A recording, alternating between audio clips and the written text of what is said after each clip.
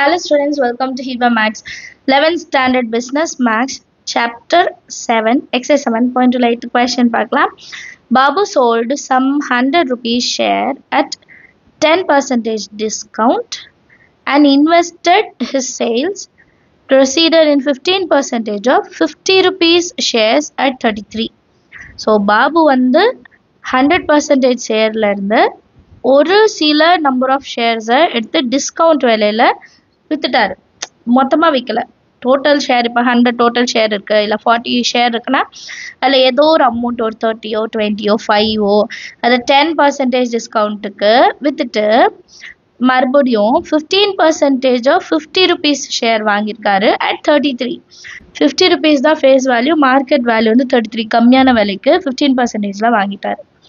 Had he sold his shares at 10% premium instead of 10% discount, இப்போ அவர் வந்து 10% discount கொடுக்காம 10% premium வச்சு வித்திருந்தாருன்னா, அதே காசு அப்படியே வித்திருந்தாருன்னா, he would have earned rupees 450. அவர் வந்து 450 rupees ஜாஸ்தியா earned moreன்றாங்க. இப்போ 450 rupees வந்து ஜாஸ்தியா ஏர்ன் பண்ணியிருப்பாராம். Find the number of shares sold by him. So அவர் வித்த ஷேர்ஸ் எவ்வளோன்றதை நம்ம கண்டுபிடிக்கணும். நம்பர் ஆஃப் ஷேர்ஸ் தான் நம்ம கண்டுபிடிக்கணும். ஸோ ஃபர்ஸ்ட்டு நமக்கு இப்போ என்ன கண்டுபிடிக்கணும்? Number of shares. அதை தான் நம்ம எக்ஸ்ன்னு எடுத்துப்போம் இல்லையா? கொஸ்டின்லேருந்து அதான் நம்ம அண்டர்ஸ்டாண்ட் பண்ணுறோம். Let the number of shares be X. இப்போ ஃபர்ஸ்ட் என்ன சொல்லியிருக்காங்க? கொஞ்சம் அமௌண்ட் ஆஃப் ஷேர்ஸ் அவர் வித்துட்டார் இல்லையா? ஸோ அதை நம்ம கண்டுபிடிக்கலாம். இப்போ market value of one share எவ்வளோ அப்படின்னு பார்த்தோன்னா, நமக்கு வந்து 100 ருபீஸ்க்குள்ள ஷேரை 10% டிஸ்கவுண்ட், அப்போ மைனஸ் 10%. 10%னா என்ன அர்த்தம்? 100ஓட 10%. 100ஓட 10% 10 தான் இல்லையா? ஸோ 100 மைனஸ் 10 பண்ணால் 90. இது வந்து எம்வி. இப்போது market value of X shares எவ்வளோ? ஏன்னா எனக்கு தெரியாது நம்பர் ஆஃப் ஷேர்ஸ் எவ்வளோன்னு தெரியாது. ஸோ 90 இன்ட்டு எக்ஸ்ன்னு எடுத்துக்கலாம். அடுத்தது இன்கம். ஏன்னா அவங்க கொடுத்துருக்காது இன்கம் வச்சு தான் கொடுத்துருக்காங்க, எவ்வளோ இன்கம் அவங்க ஏர்ன் பண்ணியிருக்காங்கன்ட்டு. ஸோ அதனால நம்ம இன்கம் வச்சு எடுத்துக்கலாம். அடுத்தது இன்கம் தானே கண்டுபிடிக்கணும், ஏன்னா கொஷனில் அதுதான் கொடுத்துருந்தாங்க. So investment by MV into rate percentage. Investment எவ்வளோ? 90x. எம்வி எவ்வளோ? 33. 50க்குள்ளது 33க்கு தானே வாங்கினாரு. Into rate percentage. Rate percentage எவ்வளோ? 15%க்கு வந்து அவர் எடுத்திருக்காரு இல்லையா? ஸோ இதில் நம்ம கேன்சல் பண்ண வேண்டாம், பிகாஸ் நமக்கு வந்து டினாமினேட்டரில் 33 அப்படியே வரும் இன்னொரு இதுக்கும். ஸோ அதை அப்படியே வச்சுக்கலாம். அடுத்தது இன்கம் ஃப்ரம் 10% ப்ரீமியம். இது ரெண்டுத்துக்கும் தானே டிஃப்ரென்ஸ் கேட்குறாங்க, ப்ரீமியம் ஷேர்ஸ். ஸோ அதே ஃபார்முலா தான், investment by MP into rate percentage. Investment by market value into, நீங்கள் ஃபுல்லாக எழுதிக்கோங்க, நான் கொஞ்சம் ஷார்ட் ஃபார்மில் எழுதுகிறேன், பர்சன்டேஜ். அப்போது இன்வெஸ்ட்மெண்ட்டில் இப்போ வந்து 10% ப்ரீமியம், அப்போ 90. அங்கே வந்து டிஸ்கவுண்ட் பண்ணனால 90 ஆச்சு. இங்கே அதே 100 இன்ட்டு எக்ஸ்ன்னு எடுத்துக்கலாம். Market value 33. ரேட் வந்து ரேட் பர்சன்டேஜ் வந்து 15. இப்போ இதோட வேல்யூ எப்படி இருக்கும்? 100x into 15/33. 100x into 15/33. இப்போ இது ரெண்டத்தையும் நான் மைனஸ் பண்ணால் எனக்கு என்ன கிடைக்கணும்? ருபீஸ் 450 மோர் அப்படின்னு கொடுத்துருந்தாங்க. அப்போ இது ரெண்டத்தையும் மைனஸ் பண்ணால் எனக்கு ருபீஸ் 450 வரணும். இப்போ வந்து இதை நம்பர் 1ன்னு எடுத்துட்டு இதை நம்பர் 2ன்னு கன்சிடர் பண்ணால், இப்போ 2 மைனஸ் 1 பண்ணும்போது எனக்கு என்ன கிடைக்கும்னா, 2 மைனஸ் 1 ருபீஸ் 450. இது ரெண்டுத்தையும் மைனஸ் பண்ணால் எனக்கு என்ன கிடைக்கணும்? 450 கிடைக்கணும். ஸோ 2 மைனஸ் 1 அப்போ 100x into 15/33 minus 90x into 15/33 is equal to 450. இப்போ இது ரெண்டுத்துலேயுமே 15/33 காமன்.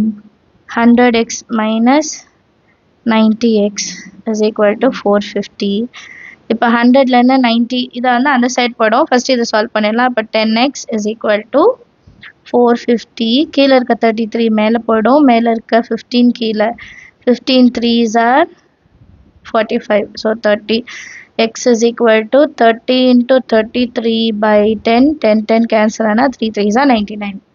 So X என்றது share. Therefore, number of shares is equal to 99 முடிச்சிடணும். சரிங்களா? இந்த ரெண்டு விஷயம் அண்டர்ஸ்டாண்ட் பண்ணிக்கோங்க. ஒன்று டிஸ்கவுண்ட்னா 100லேருந்து மைனஸ் பண்ணி 90x, ப்ரீமியம்னா அப்படியே 100xன்னு வச்சுட்டு நீங்கள் சால்வ் பண்ணுங்கள். உங்களுக்கு ஆன்சர் கரெக்டாக வரும். ரெண்டுத்தையும் மைனஸ் பண்ணணும். லாஸ்ட்டாக மைனஸ் பண்ணால் எனக்கு எவ்வளோ எக்ஸீட் ஆகுது, மோர் ஆகுது, 450. அது ஈக்குவல் பண்ணிட்டு எப்போ போல் சால்வ் பண்ணிங்கனால நமக்கு ஆன்சர் கிடச்சிடும். எல்லாருக்கும் அண்டர்ஸ்டாண்டாக இருக்கும்னு நினைக்கிறேன். அடுத்த கொஸ்டின் பார்க்கலாம். 9th question, which is better investment? 7% of 100 shares at rupees 20 or 8% of 100 shares at 135? And இது ரொம்ப முக்கியமான question. நமக்கு ரெண்டு விஷயம் கொடுத்துட்டு இதில் எது பெஸ்ட் அப்படின்னு கேட்குறாங்க. பட் ஒரு விஷயம் கவனிங்க, ரெண்டுத்துலையுமே காசு வந்து வேற வேற. இப்போ நம்ம காசு ஒன்றா வச்சுட்டு இவ்வளோ பர்சன்டேஜ்னா ஓகே, ஈஸியாக மல்டிபிள் பண்ணி நம்ம கண்டுபிடிச்சிடலாம். பட் இப்போ காசே நமக்கு டிஃபர், அப்போ நம்ம அந்த காசை ஒன்றாக்கணும், அதுக்கப்புறம் சால்வ் பண்ணி பார்க்கணும். இதுதான் கான்செப்ட். சரியா? ஸோ ஃபஸ்ட்டு லெட் த, நம்ம எல்சிஎம்ல பண்ணுவோம் இல்லையா, கீழே ஒரே மாதிரி இல்லைன்னா மல்டிபிள் பண்ணுவோம் இல்லையா, அதே மாதிரி தான். ஸோ நான் எழுதியிருக்கேன் பாருங்க, let the amount invested in each case be 120 into 135. இது ரெண்டுத்தையும் மல்டிபிள் பண்ணியாச்சு. இதுக்கப்புறம் நம்ம வந்து ரெண்டு கேஸ் எடுத்துக்கலாம். கேஸ் 1 என்னன்னா 7% of rupees 100 shares. 100 shares at rupees 120. இது எப்படி கண்டுபிடிப்போம்? 7%ல 7%. ஸோ 7 மேலே நம்ம எவ்வளோ காசுக்கு இது பண்ணுறோம்? 120. அண்ட் தட் இன்ட்டு நம்மளோட டோட்டல் அமௌண்ட் எவ்வளோ? 120 into 135. 120 கேன்சல் பண்ணிடலாம். இது ரெண்டுத்தையும் மல்டிபிள் பண்ணால் 945 கிடைக்கும் இல்லையா? ஸோ இதுதான் வந்து கேஸ் 1ஓட வேல்யூ. அடுத்தது கேஸ் 2. கேஸ் 2 வந்து 8% of rupees 100 shares at rupees 135. ஓகேவா? இப்போ இதை எப்படி எழுதலாம்? 8/135 into 120 into 135. 135 கேன்சல். நமக்கு பேலன்ஸ் என்ன கிடைக்கும்? 960. இதுதான் வந்து 8%ஓட வேல்யூ. இப்போ எது ஜாஸ்தியாக இருக்குன்னா 960. அப்போது செகண்ட் கேஸ் தான் வந்து பெட்டர், அது எழுதணும் இல்லையா? Hence 8% of rupees 100 shares at rupees 135 is better investment. Understand ஆகுது? செம்ம எல்லாருக்கும். ஏதாவது டவுட் இருந்தால் மறக்காம கமெண்ட் செஷனில் கேளுங்க. அடுத்த கொஸ்டின் பார்க்கலாம். 10th question பாருங்க, which is better investment? 20% of stock at rupees 140 or 10% stock at 70.